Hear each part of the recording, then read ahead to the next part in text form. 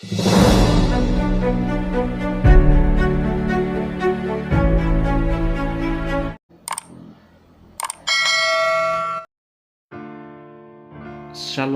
selamat pagi, selamat berjumpa kembali pada pagi hari ini dalam perenungan kebenaran firman Tuhan sebelum kita melakukan seluruh pekerjaan aktivitas kita. Sebelum itu mari kita satu di dalam doa. Allah yang bertahta di dalam kerajaan surga, di pagi hari ini Tuhan, kami datang kembali bersyukur, berterima kasih karena Tuhan selalu memelihara kehidupan kami. Di pagi hari ini Tuhan, kami kembali untuk merenungkan akan kebenaran firman-Mu. Engkau mampukan kami, Engkau bekerja Roh Kudus dalam hidup kami masing-masing, sehingga kebenaran firman-Mu boleh kami pahami dan kami boleh praktekkan di dalam kehidupan ini. Bersabdalah Tuhan, karena kami siap untuk mendengarkan kebenaran firman-Mu. Di dalam nama Yesus kami berdoa. Amin. Saudara-saudara yang dikasihi oleh Tuhan, firman Tuhan yang akan kita baca dan renungkan pada pagi hari ini terambil dari Daniel pasal 7 ayatnya yang ke-23 sampai ayatnya yang ke-28. Firman Tuhan, maka demikianlah katanya, binatang yang keempat itu ialah kerajaan yang keempat yang akan di bumi, yang akan berbeda dengan segala kerajaan dan akan menelan seluruh bumi, menginjak-injak dan meremukkannya. Kesepuluh tanduk itu ialah kesepuluh raja yang muncul dari kerajaan itu. Sesudah mereka akan muncul seorang raja. Dia berbeda dengan raja-raja yang dahulu dan akan merendahkan tiga raja.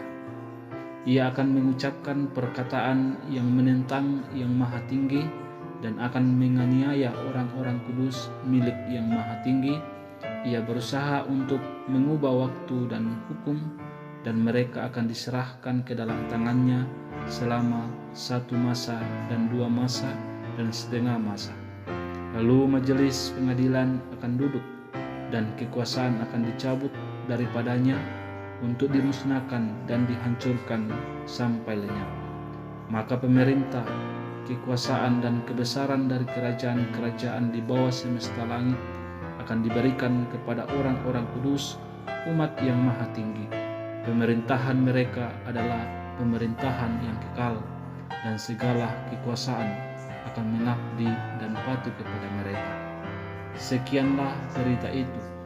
Adapun aku, Daniel, pikiranku sangat menggelisahkan aku, sehingga aku menjadi pucat, dan aku menyimpan hal itu dalam ingatanku. Amin. Firman Tuhan.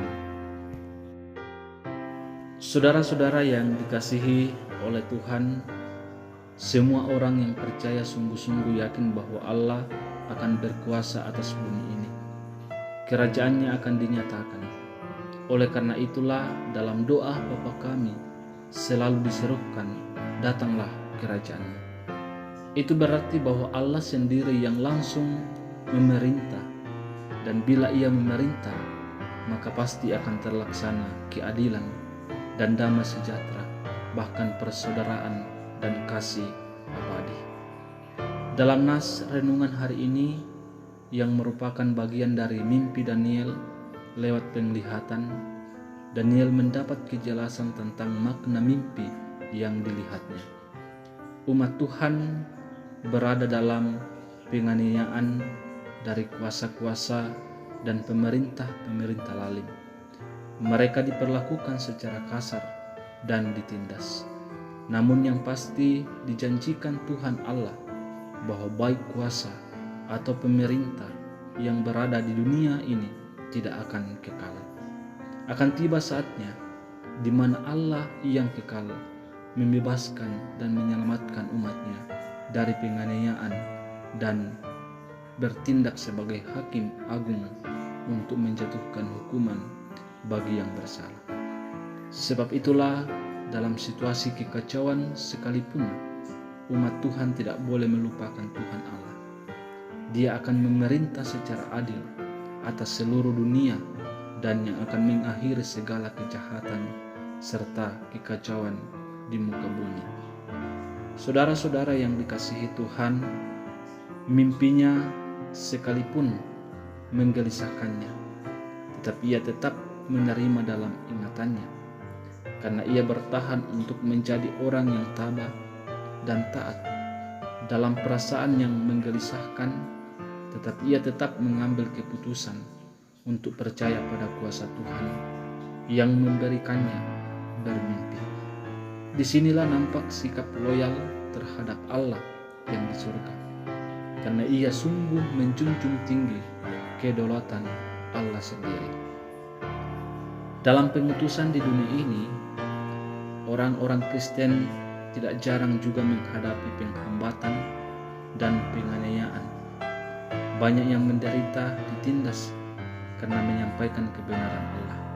Sekalipun realitasnya begitu, orang-orang Kristen selalu diingatkan pada janji setia Tuhan untuk tidak khawatir dalam berhadapan dengan kuasa-kuasa yang mengancam. Dalam Yesus, Kepala Gereja, orang Kristen harus percaya kalau Dialah satu-satunya Allah yang berkuasa, baik atas manusia maupun atas seisi bumi ini. Biarlah kita terus bersaksi bagi pendamaian dan keutuhan ciptaan Tuhan di bumi ini. Seperti syair lagu, biar bumi akan berlalu, bulan tak bercahaya, gunung akan berguncang, matahari bersinar. Tetapi Tuhan Yesus tak pernah ingkar janji. Semua yang difirmankannya pasti akan digenapi. Mari kita selalu bersikap hidup dalam kebenaran, sehingga terus melindungi, memberkati kita dalam setiap kehidupan ini. Biarlah kita sebagai orang-orang Kristen selalu hidup di dalam firman-Nya dan selalu percaya kemahakuasaan Tuhan. Amin. Firman Tuhan.